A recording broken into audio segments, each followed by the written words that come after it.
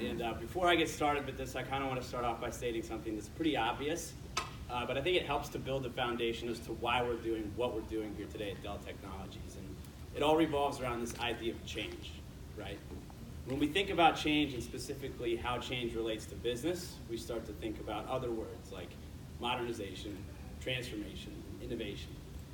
But these words mean a couple of different things to a couple of different people and organizations. So for example, for some people and for some organizations out there, these words are just buzzwords. They're hearsay that other companies around them are doing, but it's not something that they fully believe in. So there's plenty of leaders that we run into every day that say, change isn't happening today, it's not happening tomorrow, and therefore, I don't have to worry about it. Those same people have the mentality of, if it's not broken, don't fix it, that old way of thinking. But then there's other people who view the words like modernization, transformation, and innovation, and they view those words as something as more than just their definition, but something that is representation of a vehicle to help take their companies to successful platforms that they've never seen before. So that's exactly what I want to talk to you about today, is the two different types of organizations and the two different types of people that there are. Those who embrace change and those who are afraid to embrace change, and how Dell Technologies has the advantage to help those in both categories. So when we have this conversation, a lot of people like to highlight the successful forward-thinking companies such as the Ubers and Netflix of the world. But what about the flip side of that coin? The companies such as Blockbuster, Pan American Airlines, Compaq, the companies who didn't change, who didn't innovate and implement quickly enough, and now they're no longer existing. Because statistically speaking, only 12% of the Fortune 500 companies that existed 50 years ago are around today, which is actually pretty amazing. That means the Fortune 500 50 years ago, only 60 of those companies are still around. So to put that in further perspective for you, if we took the Fortune 500 companies today, and we just assume that history is going to repeat itself, and only the top 60 companies in our Fortune 500 today are going to exist 50 years ago, and we start to evaluate the 61 through 500 companies that would cease to exist, I think you'll be surprised at a couple of the household names that you'll hear. So this first one, which you're all going to love, but if history repeats itself and only 12%, the top 12% of the Fortune 500 exist 50 years ago, 50 years from now, companies such as HP will not exist. Coca-Cola doesn't make the cut. Morgan Stanley, American Airlines, all of these household names that don't make the top 60, that if, again, history repeats itself, won't exist 50 years from now. So a lot of you, I mean, that's hard to believe, right? That's hard to grasp because they're such big names. But if you would have told someone 50 years ago that only 60 companies are going to exist in the future, they probably wouldn't believe it either. So the question here is, how can companies, whether you're in the Fortune 500 or small to medium-sized business, how can we get you into that top 12% so that you're relevant within the next 5, 10 to 15 to 50 years? And the answer to that is simple. You have to be an agent of change, and you have to embrace technology. So companies need to stop viewing technology as an anchor or siloing it off from their business, and they need to start viewing it as an engine and an opportunity to help them reach success. So a perfect example of this is, now we can talk about Uber here a little bit, but it's not enough nowadays just to think about the product and service that your company is offering to dictate your success. It's almost more important, or equally as important, to think about how you're offering that to the end user. So taxi cabs versus Uber, for example, they do the same thing. They take you from A to B. But why is Uber so much more successful? It's because how they're interacting with the end user. So you have to start thinking about technology first, and then your product and service second. Another company that's a prime example of this, which you've all heard this story, but is Domino's Pizza. Their CEO comes out and says that they're a tech company that just so happens to sell pizza. So while they might not have the best tasting pizza, they still rank number 2 in the industry because they do have the best end user experience.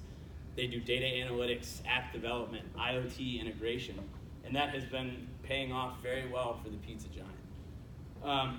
So now when you look at this, those are just a couple of examples, but how are companies all over the world starting to transform and embrace change for the future?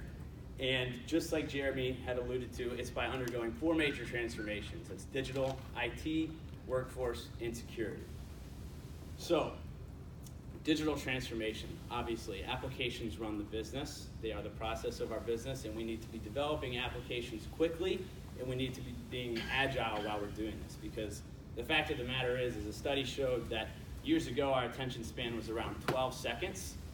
Now our attention span is about 8 seconds. And to put that in perspective, the attention span of a goldfish is 10 seconds. So we basically have less attention span than a goldfish. And that is because we're connected at all times with people and things all over the world.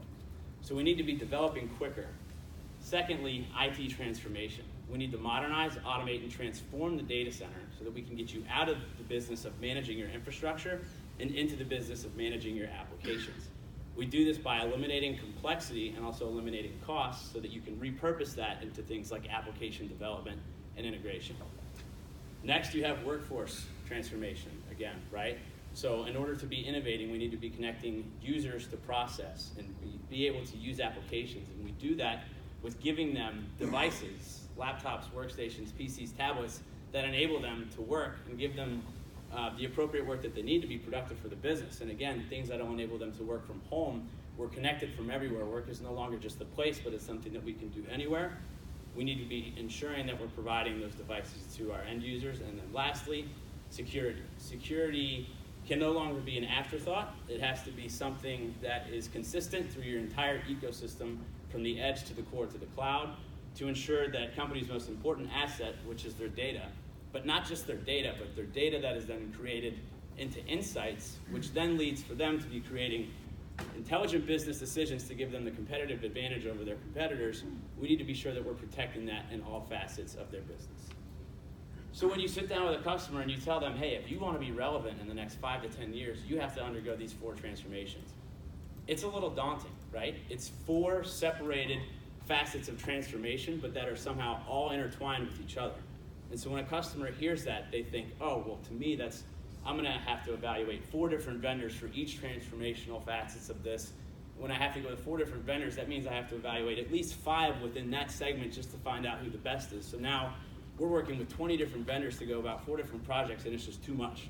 I mean, at that point, you start to understand why people fear change, because it's a lot. But that's where we need to stop, and that's where we need to evangelize our message, because we can offer all 4 of those transformations under one logo and also do it with best-of-breed technology. So while these customers think that this is impossible, we are showing with our strategically aligned 7 companies that this is more than possible. So for example, digital transformation. Where do we come into play? Pivotal Cloud Foundry, giving our customers a platform as a service so that they can be quickly creating these applications for their end users and doing it in an agile fashion. It used to take maybe years or a year tops to roll out an application, but now we're able to consolidate that down to a day's time, again, to grasp our attention span. So we do that with Pivotal Cloud Foundries. IT transformation, how are we doing that? Dell EMC, creating innovative data center solutions, leading in flash, scale out, hyper-converged, converged infrastructure to help modernize, automate, and transform your data center so that we can, again, get you out of the management business of your infrastructure and into managing your applications and revenue-generating projects. Also with VMware, further virtualizing your data center so that you can pull together your resources and have an unmatched software-defined strategy moving forward to simplify your environment. Lastly, for IT transformation, we have VirtuStream as well, giving you a B2B-centric public cloud to give you the agility to integrate with your on-prem infrastructure as well as host mission-critical applications in the cloud. Next, workforce transformation. So obviously, legacy Dell, having operated in the PC market, we're able to provide our customers #1 client-facing systems, tablets, PCs, laptops, you name it, again, so that these end users can be innovating for their companies and being productive. And then lastly, security.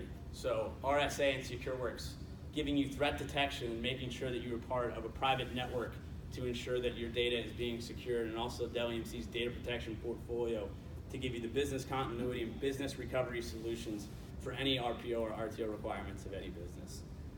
So when you take a step back, you realize that transformation is not as daunting as it seems when you look at Dell Technologies and the advantages that we have.